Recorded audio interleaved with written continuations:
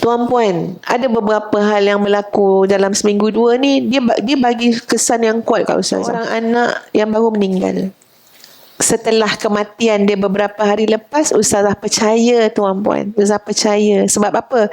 Kita dengar apa mak dia cakap, apa adik-beradik dia cakap, dia menjadi kebanggaan kepada keluarga dia. Abang dia kata apa, Masya Allah, ini memang adik yang sangat baik. Dia tak kahwin tuan-puan. Dia tak kahwin. Jodoh dia tak ada. Ustazah sampai terfikir ni siapa ni yang boleh Ustazah jodohkan dengan dia, nak match-matchkan ni. Sebab apa? Bertuahnya lah orang dapat. Tapi di sisi Allah, kehendak Allah, dia tak bertemu jodoh pun.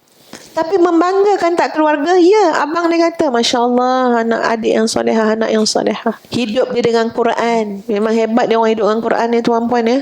Selalu kita dengar ya, orang yang nanti dibicarakan baik-baik, mesti ada hubungan dengan Quran. Betul tak? Cikgu Quran, guru mengaji. Termasuk ni arwah ni, guru mengaji tuan-puan. Masa-masa kosong dia tu, dia ajar mengaji. Makcik-makcik, anak-anak. Jadi abang dia kata, Masya Allah, kuat hubungan dengan Quran. Dan jaga qiyamul lail. Dan nampak tanda juga sebenarnya dekat-dekat nak 100 hari tu. Bukan sakit berat, tak ada sakit apa pun. Cuma Allah nak jadi asbab penyakit tu, supaya bawa hospital, meninggal tak postmortem.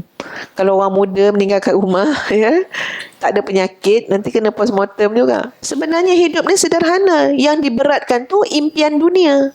Nak kena macam tu, nak kena macam ni. Padahal ni subhanallah, saya rasa apa dia?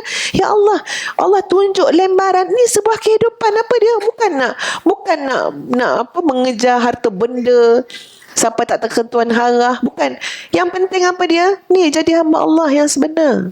Ya, jadi hamba Allah yang jaga solat, jadi hamba Allah yang jaga maruah diri, jadi hamba Allah yang taat. Saya percaya tuan-puan, dia tak sempat pun mengumpul harta. Dia tak ada harta pun, tak banyak pun harta.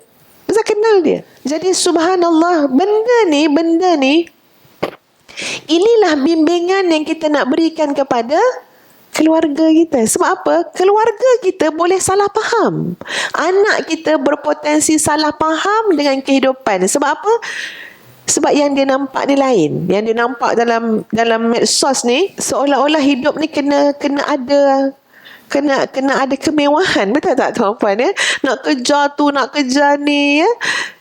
Anak kita berpotensi salah faham dengan kehidupan tuan-puan. Sebab apa? Dengan apa yang mereka lihat dan mereka dengar daripada sumber-sumber yang ada sekeliling mereka. Sebab itu benda paling besar anak-anak ni daripada rumah lagi kena ditanam hala tuju hidup.